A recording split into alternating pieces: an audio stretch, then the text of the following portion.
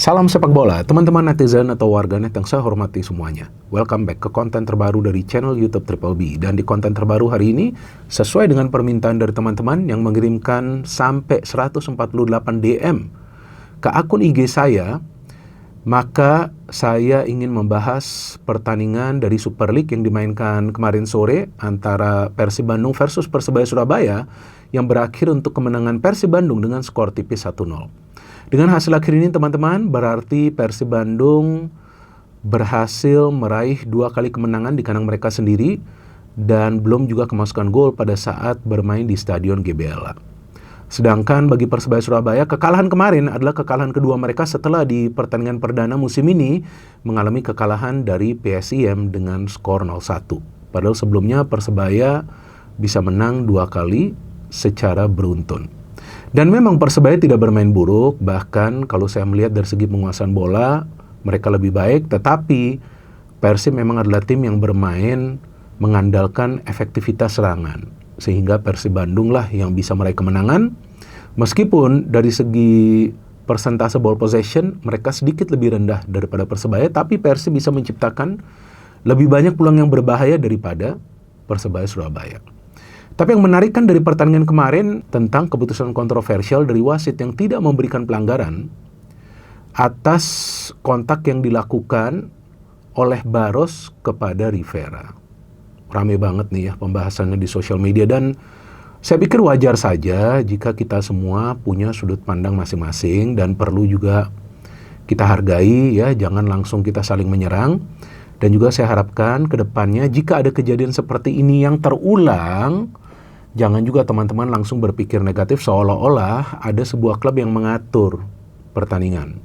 Karena saya banyak sekali membaca komentar bahwa Persib mengatur nih pertandingan ini, maka itu wasit tidak memberikan pelanggaran atas kejadian yang terjadi di menit ke-53 atau 54.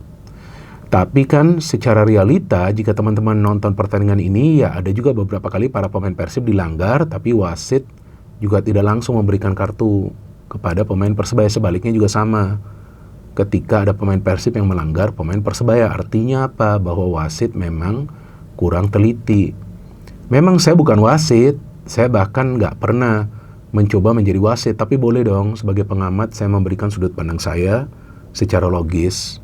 Artinya ya memang yang menarik soal keputusan kontroversi dari wasit ini, kalau secara permainan saya melihat Persib tidak bermain buruk. Tapi ya itulah cara bermain Persib, gak perlu bermain sepak bola indah. Yang penting kan mereka bisa lebih banyak menciptakan peluang dengan harapan bisa mencetak gol. Saya kira Tom Hee akan langsung main, tapi ternyata belum. Reinders juga belum, tapi kemudian mereka masukkan. Dan saya melihat Luciano mainnya bagus sekali, Berguinho cakep banget, William ternyata diberitakan cedera ya. Jika William bermain mungkin bisa lebih menarik lagi. Dari Persebaya kita tahu mereka mengandalkan pemain-pemain cepat mereka, ada Bruno, ada Rivera ya, dan mereka ada Tumbas juga. Di belakang mereka punya Dimedimov juga, penjaga gawang juga yang bermain adalah Teja dan juga Hernando Ari. Jadi saya pikir pada saat ingin memberikan sudut pandang ya boleh-boleh saja, tapi kita juga jangan menghakimi ya kan. Dan yang sangat disayangkan kan pada saat proses gol tersebut terjadi kan, kalau yang saya lihat bahwa tidak ada pengecekan dari ruang VAR. Itu yang saya lihat, mungkin saya juga salah ya. Jika saya salah, silakan teman-teman koreksi. Jadi seandainya ada pengecekan dari ruang VAR oleh wasit yang berada di ruang VAR untuk meminta wasit on field atau wasit yang berada di atas lapangan untuk melihat layar di pinggir lapangan, mungkin, saya ulangi lagi, mungkin, ya kan? Jadi mungkin keputusannya bisa berbeda.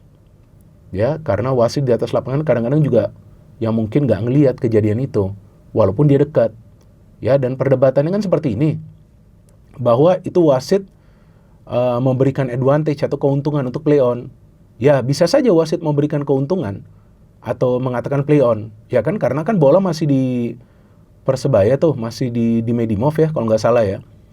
Tapi keuntungan itu boleh diberikan, tapi nanti menunggu apa hasilnya.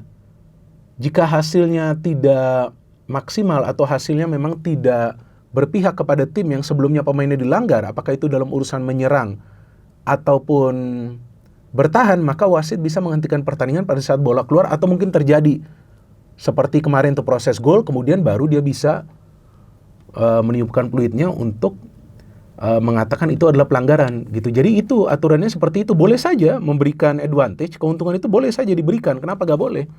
Kan memang kan aturannya kan seperti itu. Tapi jika hasilnya itu tidak menghasilkan bagi tim yang pemainnya dilanggar, nah ini kan saya ada muat di story. Jika keuntungan yang diberikan tidak membuahkan hasil, atau jika bola keluar lapangan, atau ya setelah kayak kemarin kan akhirnya bola kan gol ya.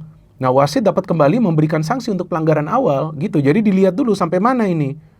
Gitu ya kan. Tapi kan wasit tidak memberikan itu dan tidak ada pengecekan dari ruang VAR. Dan jika wasit mengisyaratkan play on, seharusnya tangannya itu bergerak, ya kan?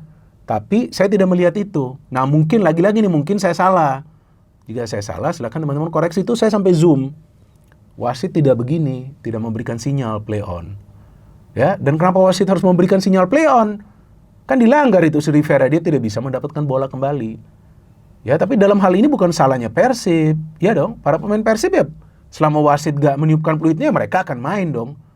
Kenapa mereka harus stop bermain gitu? Pasti mereka akan bermain, apalagi kejadiannya kan begitu cepat.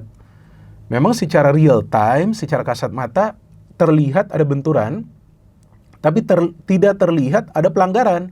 Baru kemudian dari replay kelihatan. Pada saat lagi siaran tuh dari replay tuh udah kelihatan. Iya kan? Terinjak atau diinjak lah itu kakinya dari Vera. Nah, maka itu dia kemudian terjatuh, tidak bisa menerima umpan atau pantulan bola dari Dimedimov. Jadi saya pikir dalam hal ini seharusnya ada pengecekan dari ruang VAR. Jadi ini lagi-lagi nih saya ulangi, bukan salahnya Persib. Jadi Persib ini juga kan musim lalu sering dirugikan oleh keputusan-keputusan kontroversial dari wasit. Persebaya pun sama. Gak ada bedanya juga. Persebaya pun juga sering dirugikan. Jadi saya pikir tim yang merasa dirugikan memang perlu melakukan protes, meskipun tidak akan mengubah hasil akhir ini, kan gak akan. Ya udah, ini sudah sah, Persib menang gitu. Tapi kan lucu juga jika dikatakan Persib menang curang. Ya curangnya dari mana gitu? Para pemain Persib ya memang harus terus bermain, kecuali wasit meniupkan peluitnya kan. Persib dan Persebaya termasuk dua tim yang sering dirugikan oleh keputusan-keputusan kontroversial dari wasit. Ini kan selalu yang saya menyuarakan. Ya, saya tidak tahu apakah pengamat-pengamat lain juga menyuarakan hal seperti ini. Mungkin agak beresiko juga, tapi saya selalu menyuarakan. Saya gak khawatir juga karena saya mengatakan sesuai dengan fakta. Jadi gak enak kan kita nonton pertandingan kemarin kan, karena ada kejadian seperti ini. Tapi ya bagi kedua tim mereka tetap perlu fokus. Setelah itu juga Persebaya fokus bagaimana caranya mereka bisa menyamakan kedudukan. Tapi jika teman-teman perhatikan dari cara bermain, Persib itu terlihat menunggu, nggak mau keluar langsung menyerang. Artinya apa? Meskipun formasinya berbeda dari Boyan Hodak, dia pakai formasi 4-2-3-1, tapi tetap style of play-nya dia pakai seperti musim lalu nih. Nunggu dulu. Sedangkan Persebaya yang menurut saya bermain bagus, sulit sekali menciptakan peluang, Pak. Nah, inilah yang selalu saya katakan, ini masalah dari Persebaya. Jangan terlalu lama kotak-katik bola, harus lebih cepat syuting. Padahal mereka belum semenit pun sudah lebih dulu tuh menciptakan peluang yang berbahaya kan. Dari Bruno tuh kalau nggak salah yang tendangannya melayang. Nah, jadi memang mereka harus bisa menciptakan peluang yang lebih berbahaya. Tapi saya melihat para pemain Persib di defense kuat. Dengan adanya Patricio, Franz Putros, dan juga Barba. Kan saya mengatakan apa tuh soal Barba? Benar kan? Dia pemain yang akan komit habis-habisan di lini pertahanan. Bahkan berapa kali dia tackling bersih. Ya memang ini pemain bagus, back-back Italia, Pak. Gak perlu diragukan. Apalagi diduetkan dengan back asal Argentina. Back asal Argentina juga kan keras-keras.